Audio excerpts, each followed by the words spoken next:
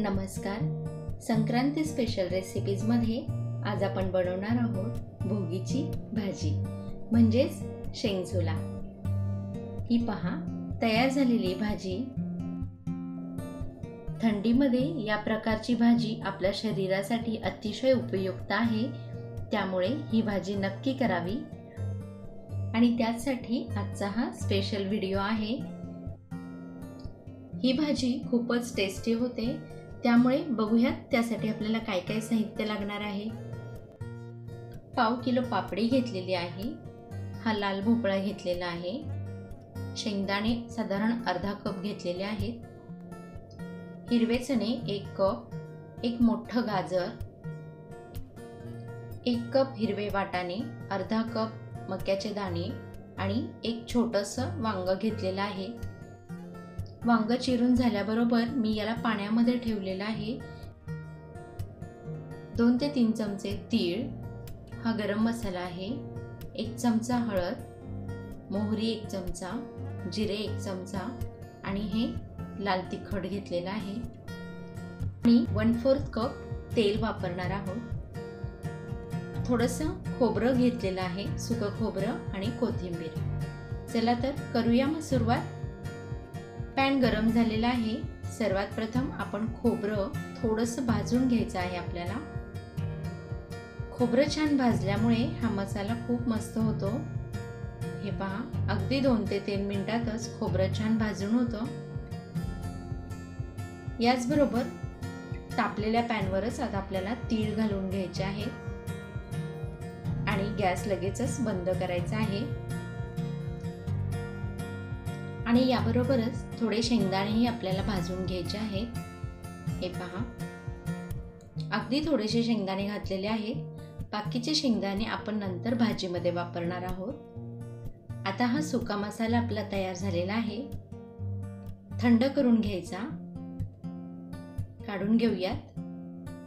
याचबरोबर या मसाल्यामध्ये आपल्याला ॲडिशनल धणे वापरायचे आहेत आणि जिरेही वापरायचे आहेत.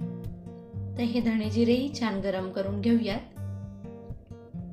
2 चमचे मी जिरे वापरलेला आहे याच्यामध्ये.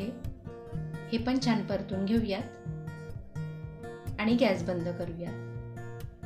आता हे सर्व साहित्य मिक्सरच्या भांड्यामध्ये घातलेलं आहे मी आणि ते छान असं बारीक करून घ्यायचं आहे. हे पहा, तयार झालेली पावडर साधारण अशी झाली पाहिजे. बघू शकता तुम्ही. आता हा मसाला रेडी झालेला आहे. आपण भाजी करायला सुरुवात करूया. तेल घातलेलं आहे मी या पॅनमध्ये. या भाजीसाठी थोडंसं जास्त तेल वापरायचं आहे, म्हणजे भाज्या खूप छान परतल्या जातात तेलावर.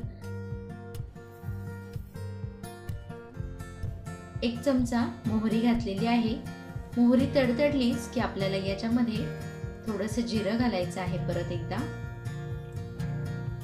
थोडी कोथिंबीर, फ्रेश कोथिंबीर याच्यामध्ये घालायची आहे फोडणीला. बारीक केलेला जो सुका मसाला आहे तो पण घालून घेऊया. सगळा मसाला आपल्याला एकत्र घालायचा नाहीये. हे पहा, छान परतून घेऊया तेलावर.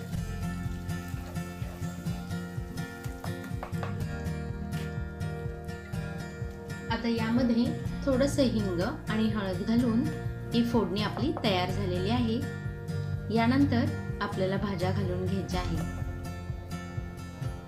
आता या तयार फोडणीवर सर्वात प्रथम मी भोपळा घातलेला आहे.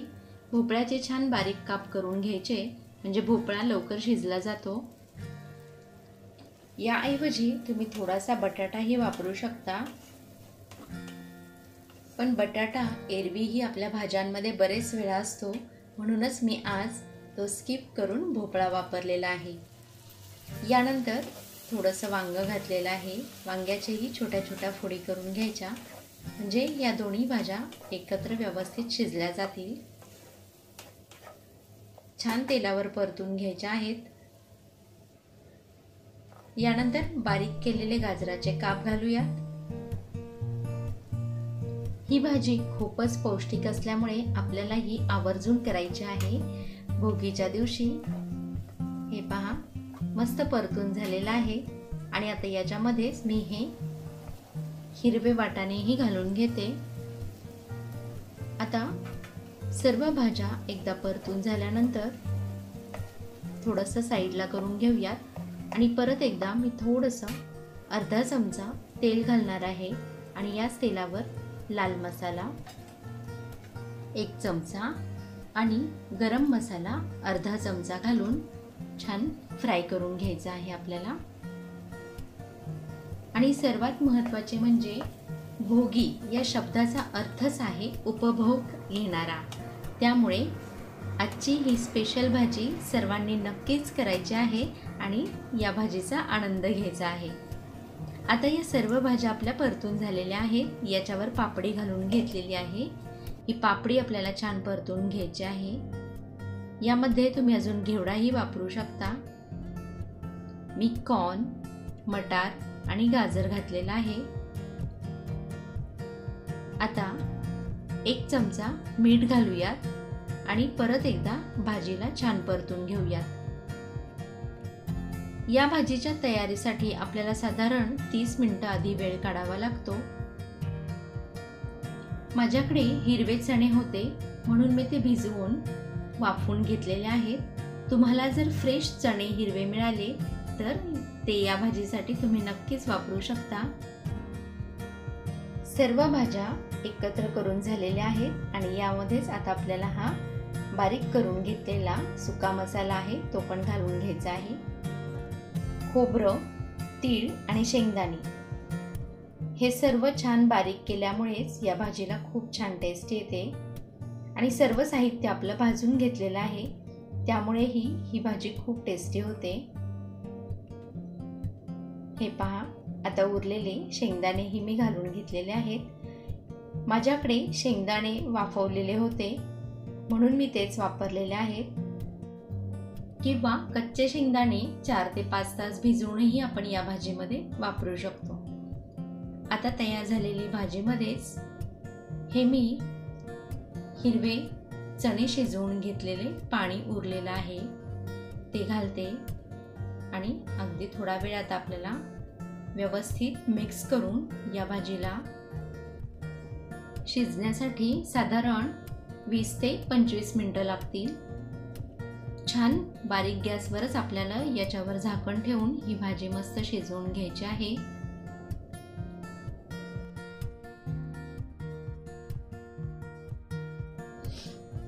आजची ही रेसिपी आवडली तर लवकरात लवकर व्हिडिओला लाईक करा, शेअर करा आणि अजूनही जर या चॅनलला तुम्ही सबस्क्राईब केलं नसेल तर सबस्क्राईब नक्की करा। बेल आयकॉनला क्लिक करा म्हणजे मी नवीन अपलोड केलेले व्हिडिओ तुम्हाला लवकरात लवकर बघायला मिळतील। यानंतर सर्वात शेवट परत एकदा आपल्याला थोडासा याच्यामध्ये गरम मसाला ॲड करायचा आहे। आपण ठेवलेला गरम मसाला सर्वात शेवट ॲड करायचा आहे, त्यामुळे या भाजीला खूप छान फ्लेवर येणार आहे।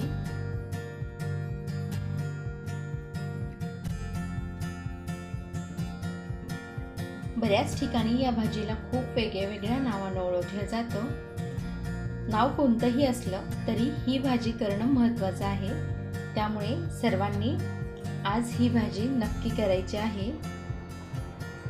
आता 15 मिनिटं झालेली आहेत, बघूया भाजी कशी झालेली आहे। हे पहा, खूप छान कलर आलेला आहे,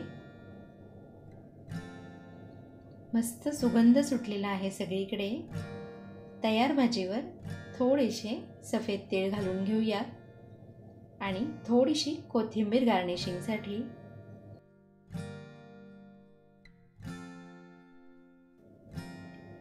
कमेंट्स करून सांगू शकता तुमच्याकडे या भाजीला काय म्हणतात।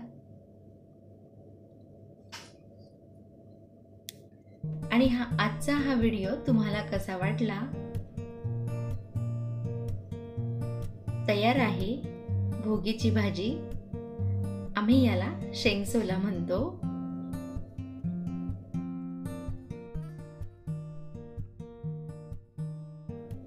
गरम गरम तयार झालेली भाजी प्लेटमध्ये सर्व करूयात। याबरोबर छान तीळ लावलेली बाजरीची भाकरी मस्त एन्जॉय करा।